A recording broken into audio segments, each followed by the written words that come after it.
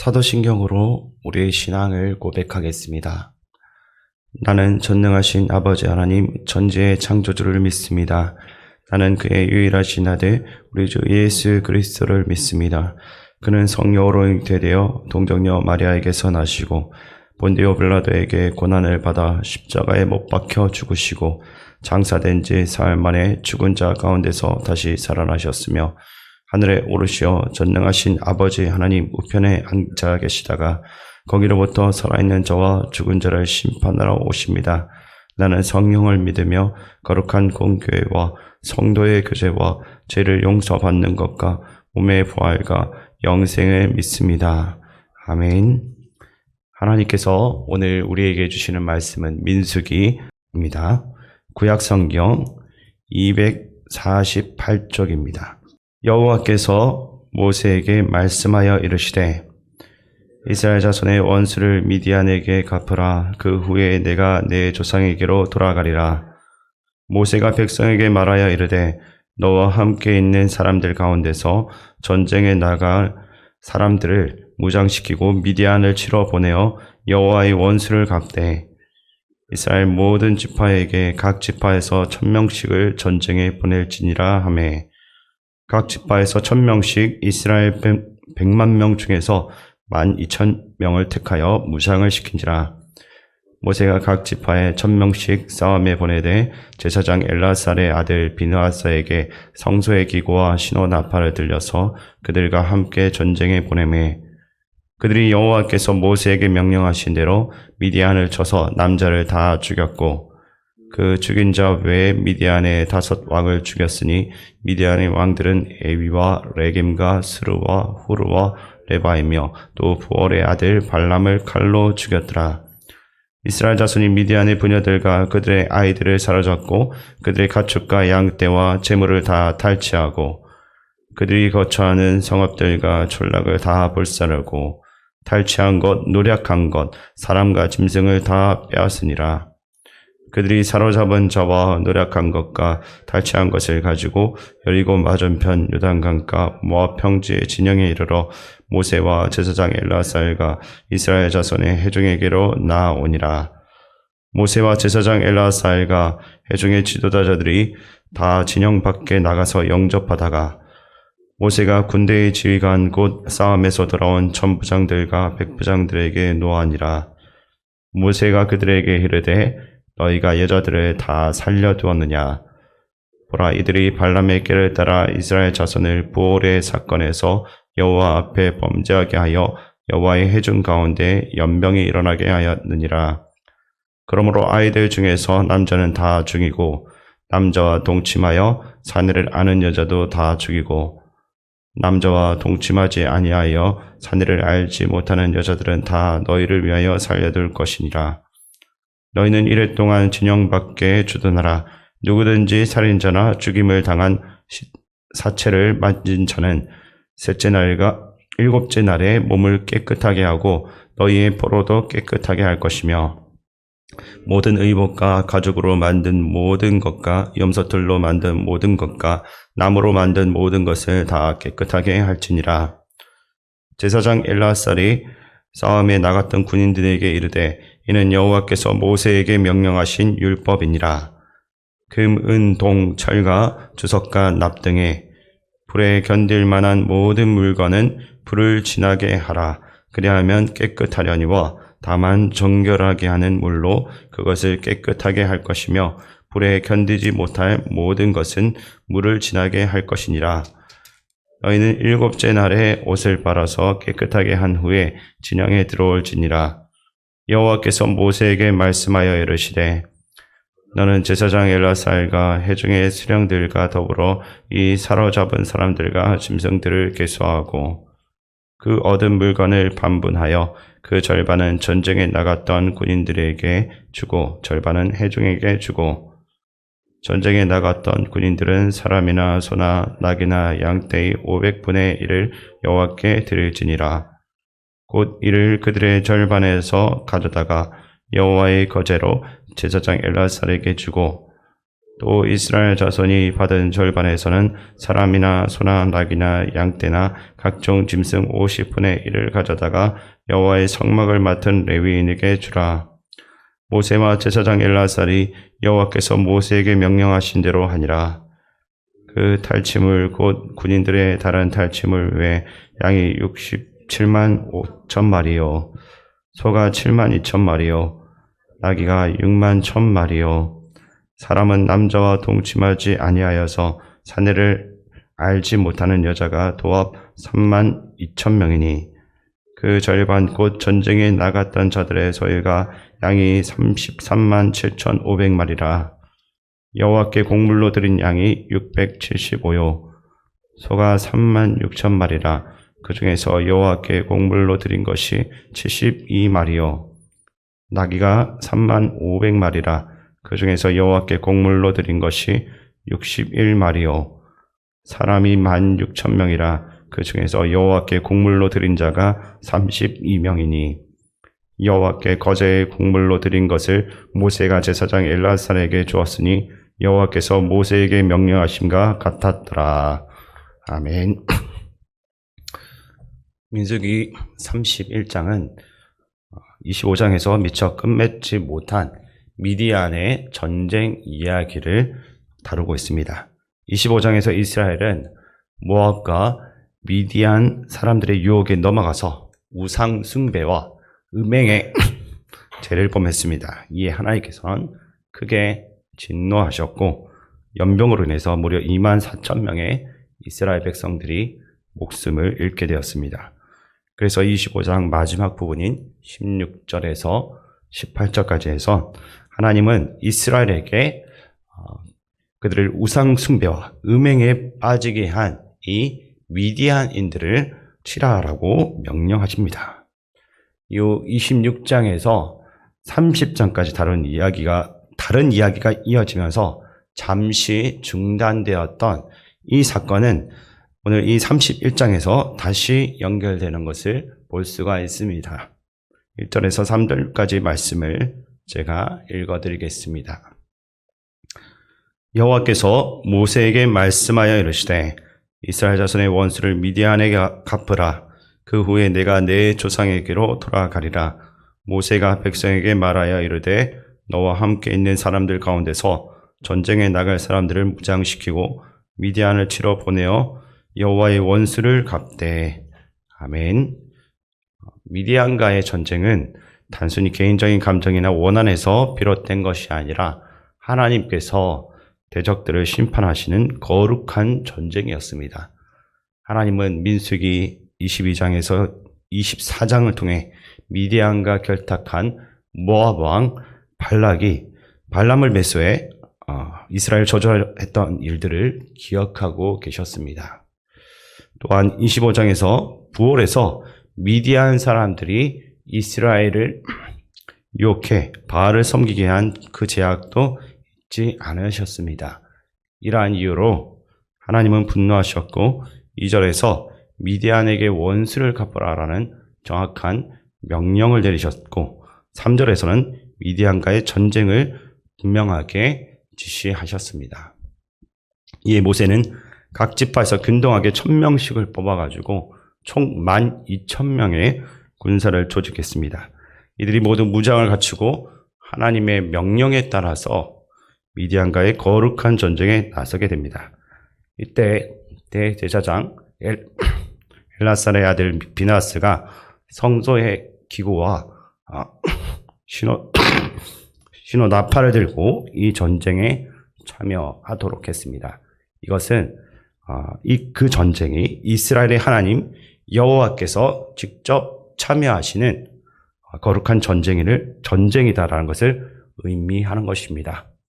6절에서 언급이 된 성소의 기구가 무엇인지를 명확하게 알 수는 없지만 나중에 이스라엘이 여리고성을 함락시킬 때 언약궤를 메고 돌았던 것을 생각을 해보면 아마도 언약궤를 지칭하는 것으로 우리가 생각해 볼 수가 있을 것입니다.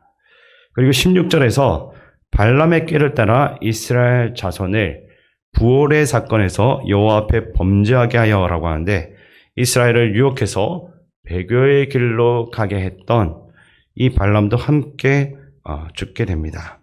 이스라엘은 미디안의 그 모든 진지를 철저하게 파괴했습니다. 부녀들과 아이들을 사로잡았고 그들의 모든 소유, 가축과 양떼, 재물도 탈취했습니다.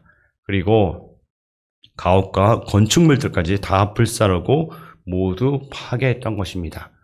이것은 이스라엘을 대적하거나 유혹해서 타락으로 이끈 백성들을 향한 하나님의 분명한 진노의 결과라고 할 수 있습니다.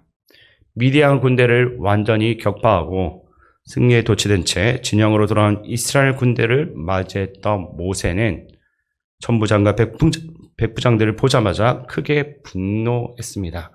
본문 14절에서 나오고 있는 노안이라라는 이 단어는 히브리어로 격노하다 혹은 두 개로 쪼개지다라는 강력한 의미를 담고 있습니다. 모세가 이렇게 격노했던 이유는 이스라엘 남자들을 음행과 우상 숭배로 유혹했던 미디안 여자들을 군사들이 포로로 데려왔기 때문입니다. 거룩한 전쟁의 규범에 따라 전리품을 처리하지 않았음을 보여주는 것입니다. 전리품 처리는 전쟁의 성격에 따라서 다르게 적용됩니다. 약속의 땅 밖에 있는 성읍과의 전쟁에서는 성읍 안에 모든 남자들을 모두 죽이고 여자, 아이, 가축 등은 전리품으로 취할 수가 있었습니다. 그러나 약속의 땅 안에 있는 성읍과의 그 전쟁에서는 남녀노소를 불문하고 성읍 주민은 성읍에 있는 그 모든 주민들은 모두 진멸해야 했고 그 어떤 전리품도 취할 수가 없었습니다. 미디안 여자들이 이스라엘 진영으로 들어오게 되면 과거와 같이 우상 숭배와 음행이 전염병처럼 번질 위험이 있었습니다. 이것을 막기 위해서 모세는 즉각적으로 명령을 내렸습니다. 남자와 동침한 적에 있는 여자들과 남자아이들은 모두 죽이라는 것입니다. 이것은 더 이상의 타락과 불행을 막고 죄악의 뿌리를 남기지 않기 위한 단호한 결정이라 할 수 있습니다. 대신 남자를 알지 못한 여자들만 남겨두었는데 이들은 바알 부월 사건과 무관했기 때문에 이후에 이스라엘 남자들과 결혼해서 공동체의 일원이 될 수가 있었습니다. 가나안 민족을 진멸하는 이러한 전쟁은 오늘날의 관점에서 보게 되면 잔인하고 윤리적으로 문제가 있는 것처럼 보일 수도 있을 것입니다. 그러나 이러한 전쟁은 약속의 땅을 정복하는 가나안 정복 기간에만 한시적으로 적용된 것이고 무엇보다도 우리의 하나님의 심판의 관점에서 이것을 우리가 보고 이해를 해야 할 것입니다. 하나님께서는 아브라함에게 가나안 땅을 약속하시면서 그의 자손이 400년 동안 객으로 지낸 후에야 이 땅을 주실 것이다 라고 말씀하셨습니다. 이는 아모리 족속의 제약이 아직 가득 차지 않았기 때문인 것입니다. 따라서 가나안 정복 전쟁은 그들의 제약이 가득 찼을 때 이루어진 하나님의 심판이었던 것입니다. 이것은 창세기 6장에서 하나님께서 사람의 제약이 세상에 가득 차고 그의 마음의 계획이 항상 악함을 보시고 홍수를 보내 모든 생물을 썰어버리신 것과 유사한 사건인 것입니다. 마찬가지로 하나님께서는 이스라엘을 도구로 사용하셔가지고 가나안에 가득한 그 죄악에 대해서 심판하신 것입니다. 이어서 19절과 20절 말씀을 우리 함께 읽겠습니다.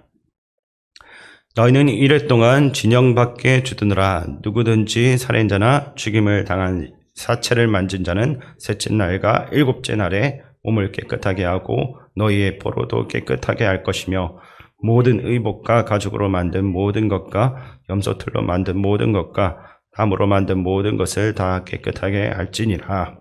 아멘.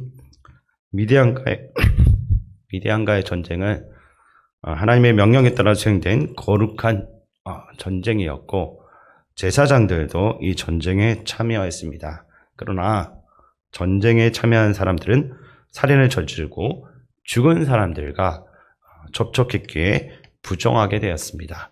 이들은 정결해지기 전까지 이스라엘 진영 밖 안으로 들어올 수가 없었고, 민수기 19장에 기록된 대로 붉은 암송아지 재로 만든 물로 셋째 날과 일곱째 날에 정결 의식을 행하고 몸을 정결하게 해야만 했습니다.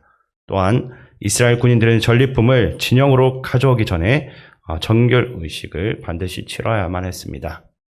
진영 안과 밖은 각각 교회와 세상을 상징한다라고 볼 수 있을 것입니다.